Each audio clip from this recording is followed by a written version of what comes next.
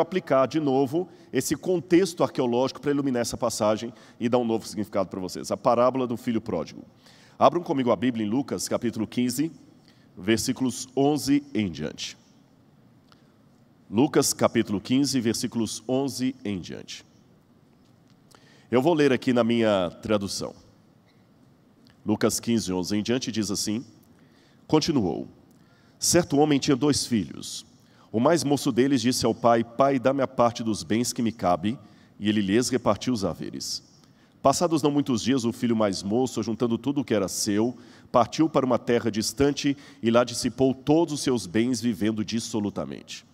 Depois de ter consumido tudo, sobreveio àquele país uma grande fome, e ele começou a passar necessidade. Então ele se agregou a um dos cidadãos daquela terra, e este o mandou aos seus campos a guardar porcos. Ali desejava ele fartar-se das alfarrobas que os porcos comiam, mas ninguém lhe dava nada. Então, caindo em si, disse: Quantos trabalhadores de meu pai têm pão com fartura, e eu aqui morro de fome? Levantar-me-ei, irei ter com meu pai e lhe direi: Pai, pequei contra o céu e diante de ti. Já não sou digno de ser chamado teu filho. Trata-me como dos teus trabalhadores. E levantando-se foi para o seu pai. Vinha ele ainda longe quando seu pai o avistou, e compadecido dele, correndo, o abraçou e beijou. E o filho lhe disse: Pai, pequei contra o céu e diante de ti, já não sou digno de ser chamado teu filho. O pai, porém, disse aos seus servos: Trazei depressa a melhor roupa e vestiu. Ponde-lhe um anel nos dedos e sandálias nos pés. Trazei também e matai o novilho cevado. Comamos e regozijemo-nos, porque este meu filho estava morto e reviveu. Estava perdido e foi achado. E começaram a alegrar-se. Ora, o filho mais velho estivera no campo, e quando voltava, ao aproximar-se da casa, ouviu a música e as danças. Chamou um dos criados e perguntou-lhes o que era aquilo. E ele informou: Veio teu irmão e teu pai mandou matar o novilho cevado porque o recuperou com saúde. Ele se indignou e não queria entrar. Saindo, porém, o pai procurava conciliá-lo. Mas ele respondeu a seu pai: Há tantos anos te sirvo sem jamais transgredir uma ordem tua, e nunca me deste um cabrito sequer para alegrar-me com os meus amigos? Vindo, porém, esse teu filho, que desperdiçou os teus bens com meretrizes, tu mandaste matar para ele o novilho cevado. Então lhe respondeu o pai: Meu filho, tu sempre estás comigo. Tudo que eu tenho é teu. Entretanto, era preciso que nos regozijássemos e nos alegrássemos, porque este teu irmão estava morto e reviveu, estava perdido e foi achado. Fique com a Bíblia aberta. Nós vamos voltar ao texto, fique com ela aberta. Quando a gente lê assim de uma maneira piedosa a Bíblia, nós às vezes não ousamos fazer algumas perguntas que os ateus e céticos fazem. Porque até tem medo de parecer herege, ou alguém que está perdendo a fé, ou está com um capeta no corpo. Mas eu acho que se a palavra de Deus é a verdade, ela não deve temer os questionamentos. Então, vou esquecer agora a leitura piedosa e vou fazer alguns questionamentos a essa passagem com vocês. O primeiro, não estou perdendo a minha fé, fiquem tranquilos, viu? Mas o primeiro questionamento é que esta parábola parece ser o símbolo máximo do pai que você não deve ser. De qualquer lado que você olhar aqui, não dá para bater palma para esse pai num primeiro momento. Imagina a situação. Você está com seu pai numa empresa, tá bem? Você tem o seu pai, sua mãe, você tem um irmão mais novo que não vale nada. Imagina uma empresa de alguma coisa. Mãe, ajuda a construir o sermão. Fala qualquer coisa aí. Suco de laranja? Então tá bom, você tem lá. Pior que é perigoso, vai parecer que eu estou falando da Kiki aqui, né? Da Kiki aqui. Então uma fábrica chamada Kiki, não tem? Mas não vou falar da Kiki aqui, não. E você trabalha todos os dias na fábrica de suco de laranja, e você acorda cedo e vai lá, e você faz pesquisa sobre o cancro da laranja, para ver, você vai lá, você contrata, você vai ver se os trabalhadores estão fazendo direitinho, você assiste até Globo Rural todo domingo para poder ficar interagido, é o primeiro a chegar na plantação, o último a sair, vai no escritório, sempre tem reunião com os contadores. Agora o seu irmão, sempre embalada, bebendo, já nem vem mais para a igreja. Um dia está a família reunida comendo, o telefone toca, seu pai, vou ter que ir à delegacia. Por quê? Seu irmão estava embriagado, bateu o carro, deu perda total no outro carro lá, o dono está bravo lá, ainda machucou a menina, e eu vou lá tirá-lo da cadeia.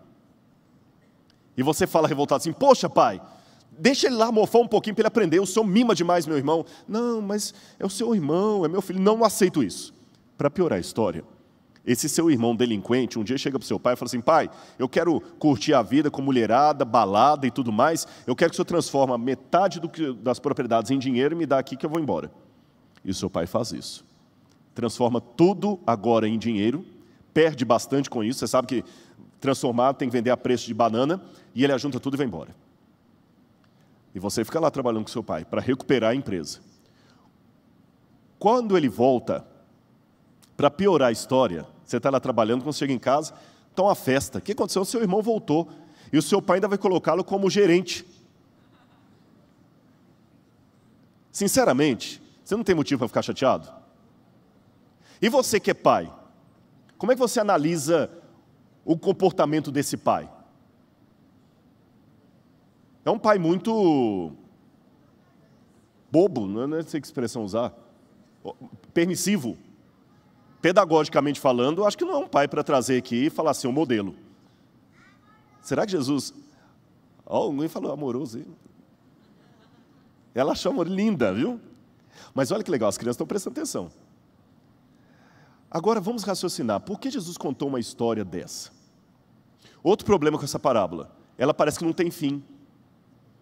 Vamos criar um suspense aqui? O pai na porta, tentando convencer o filho a entrar. E o que aconteceu? Acabou.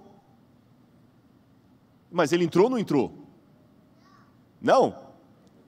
Será que entrou ou não entrou? A Bíblia não fala, esse que é o problema. Como é que é o nome dela? Samantha. A Bíblia não conta se ele entrou ou não entrou. Mas será que a gente vai conseguir no sermão hoje descobrir? Vamos tentar? Então, o primeiro problema, que parece que é um pai permissivo. A Samantha acha amoroso. Segundo problema, porque parece que a parábola não tem um desfecho. Terceiro, o personagem principal é quem não deveria ser, o filho pródigo. A parábola do filho pródigo. Quando você coloca o nome de alguém no título, é porque ele é o principal personagem. A turma do Chaves.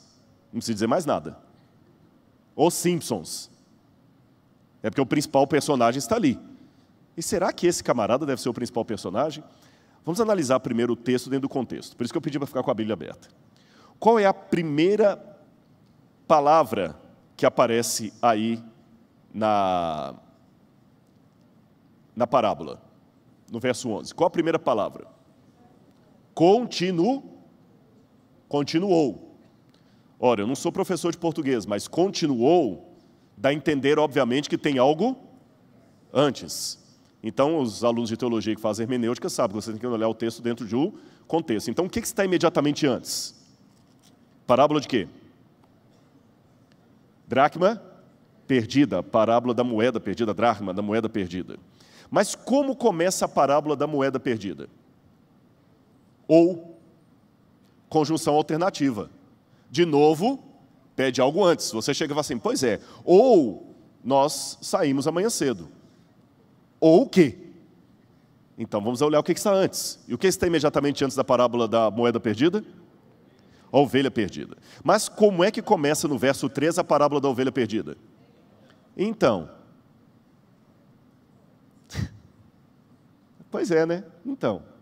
Tem que ter algo antes. E o que está imediatamente antes? Capítulo 15, versículos 1 e 2. Aproximavam-se de Jesus todos os publicanos e pecadores para o ouvir. E murmuravam os fariseus e escribas, dizendo, este recebe pecadores e come com eles. Agora eu vou entrar com a arqueologia. Vamos tentar pegar o cenário. Como é que Jesus estava comendo? Porque eu já vi isso crítico da Bíblia. Tem alguns críticos da Bíblia, teólogos liberais, que eles fazem a exegese deles criticando a Bíblia porque não conhecem nada de arqueologia, porque se entendessem não falariam aquilo. Tem alguns da Alemanha que falam o seguinte, por exemplo, a pior versão que a Bíblia é mentirosa é que Jesus, onde Jesus está, os fariseus aparecem do nada. É igual Matrix, né? Ele está lá e aí materializa no ar assim um fariseu. Quem te deu autoridade? Quem conhece judaísmo, continua falando o crítico, sabe que um fariseu não entraria num ambiente onde está um pecador. Ele não comeria. Então, se Jesus estava comendo, como é que o fariseu pôde ver que ele estava comendo com um pecador? Vamos entrar com a arqueologia. Provavelmente, esse episódio aconteceu na casa de Levi e Mateus. que foi em Cafarnaum, não temos dúvida. E por que é casa de Levi e Mateus? Qual que é a reclamação dos fariseus? Vamos ler aqui, olha, capítulo 15, versículos 1 e 2. Aproximavam-se de Jesus todos os publicanos e pecadores para o ouvir. Murmuravam os escribas e fariseus, dizendo: este recebe pecadores e come com eles. Ora, se os publicanos se aproximavam de Jesus, é porque iam à casa de alguém que era publicano. Mateus era o chefe dos publicanos, então provavelmente foi a casa de Mateus. Agora, como é que era uma refeição no tempo de Cristo? Lá está no quadro. As pessoas não comiam como você aqui no refeitório, sentado sobre uma cadeira e aqui. As pessoas deitavam no chão e comiam com a mão direita toca na comida. Era assim, reclinado. A Santa Ceia de Jesus, diferente do que muita gente imagina, não foi igual no quadro de Leonardo da Vinci, Jesus ao meio, 6 para um lado, 6 para o outro, igual jogador de futebol, não. Era assim a Santa Ceia. Havia uma mesa chamada triclínio, e eles ficavam no chão, e Jesus, ao invés de estar no centro, deveria estar lá no canto, Jesus é aquele de branco lá.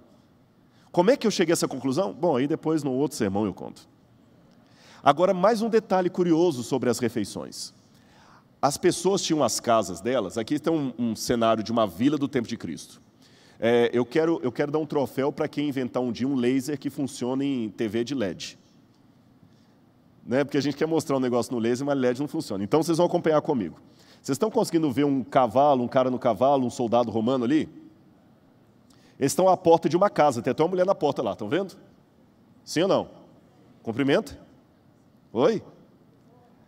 Aquela casa, você vê que ela tem um terraço, e a de cá também tem um terraço. As pessoas ficavam a maior parte do tempo nos telhados das casas. A vida social das pessoas no tempo de Jesus era no telhado das casas. Aqui eu tenho mais uma ilustração da época de Cristo. Estão vendo uma escada ali, ó, tem um jumento estacionado aqui. Seguindo para frente do jumento tem uma escadaria. Estão vendo? Estão vendo lá na escadaria uma cobertura?